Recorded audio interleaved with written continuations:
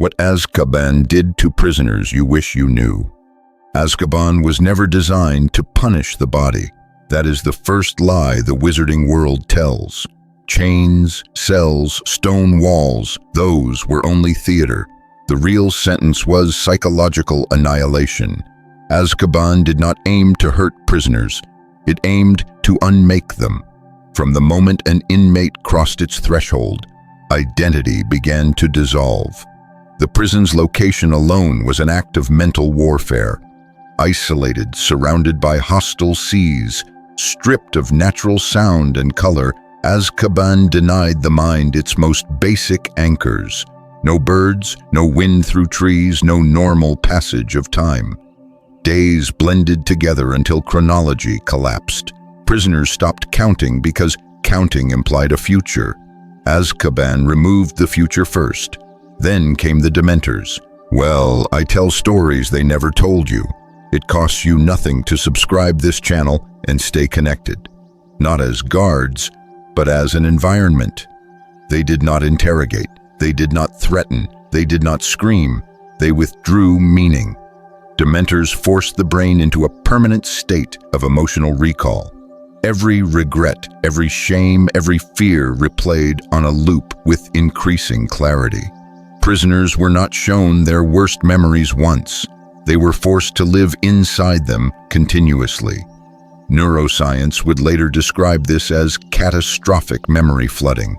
The mind, unable to escape trauma, begins to cannibalize itself. Hope is not an emotion. Hope is a cognitive function. Azkaban targeted it deliberately. When hope disappears, decision-making collapses. Prisoners stopped planning escapes, not because escape was impossible, but because imagining success became neurologically unreachable. Their brains literally could not simulate a positive outcome. This is why so many inmates never attempted resistance. Not because they were weak, because their minds were chemically rewritten. Sleep became another weapon. In Azkaban, sleep did not restore, it replayed. Dreams were indistinguishable from waking thought. Prisoners reported reliving crimes they did not commit, mistakes from childhood, moments of humiliation long forgotten. The brain lost the ability to distinguish memory from reality. Eventually, prisoners stopped saying, "I remember," and started saying, "I am." They became their worst moment. Language deteriorated next. Speech requires abstract thought. Azkaban stripped abstraction away. Conversation shortened. Sentences collapsed. Many prisoners stopped speaking entirely, not out of despair, but because words felt meaningless. Language implies connection. Azkaban severed connection. Silence became survival. Perhaps the darkest effect was moral erosion. In normal prisons, inmates cling to innocence, guilt, anger, or defiance. In Azkaban, those concepts dissolved. Prisoners stopped arguing their cases because justice itself felt fictional. The idea that truth mattered vanished.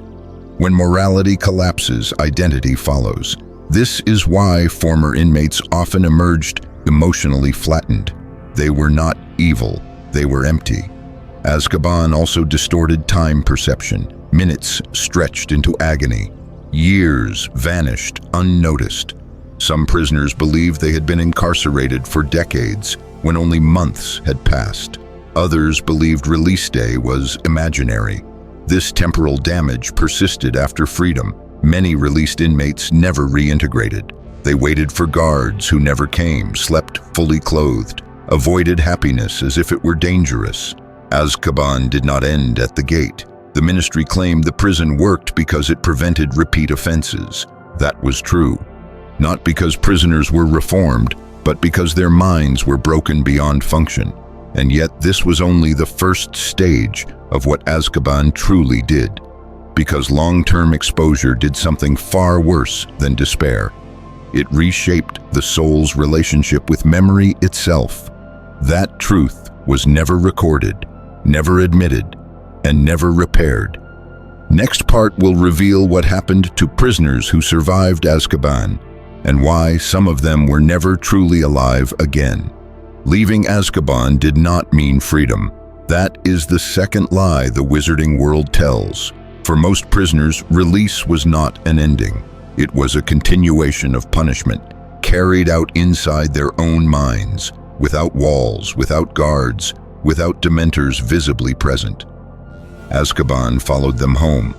The most severe damage appeared after release. Former inmates struggled with something healers could not name at first: the inability to experience reality in real time. Moments felt delayed, distant, unreal. Laughter sounded artificial. Sunlight felt invasive. Human touch triggered panic, not comfort. Their minds had adapted to survive despair. Joy now felt dangerous. Memory fragmentation was the core injury.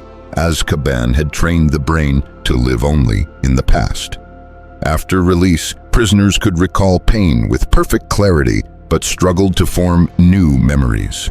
Days vanished. Conversations evaporated. Faces blurred. This was not forgetfulness. It was the brain refusing to store experiences that were not suffering, because suffering was familiar. Many former prisoners reported a terrifying phenomenon: emotional echo. Even without Dementors nearby, waves of despair arrived without warning. No trigger, no cause, just sudden emptiness. Healers eventually understood why. The Dementors had not merely drained emotions. They had taught the brain to self-generate despair. Azkaban did not need to be present anymore. The prison had been internalized. Relationships were nearly impossible. Former inmates struggled with trust, empathy, and intimacy. Not because they were cruel, but because connection requires vulnerability, and vulnerability once meant psychological death. Love felt like exposure, friendship felt like risk, isolation felt safe.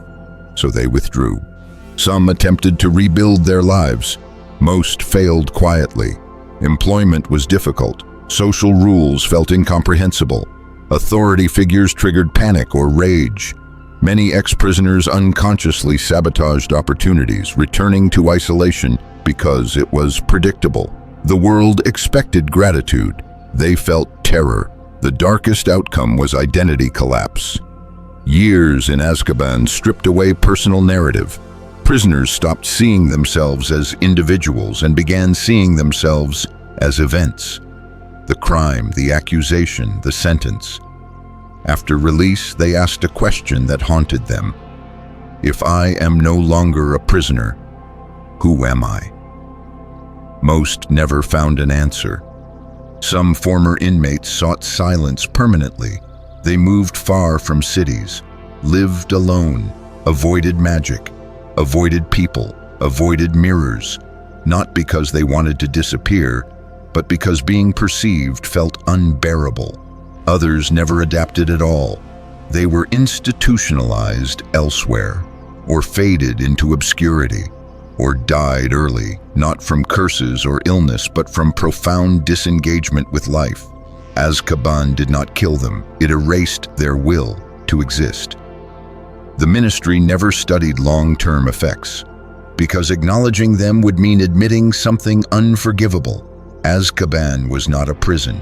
It was a psychological weapon, designed without regard for guilt or innocence, applied indiscriminately, maintained not for justice but for deterrence through terror.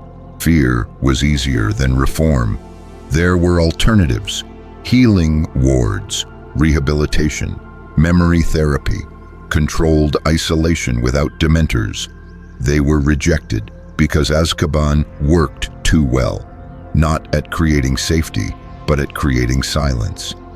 In the end, Azkaban produced no better citizens, only broken survivors, and a society willing to accept mental destruction as justice, so long as it happened out of sight. That is the legacy they never taught. That is the truth they buried. And that is why Azkaban was never truly abandoned. Because once a system learns how to erase minds, it rarely chooses to forget how.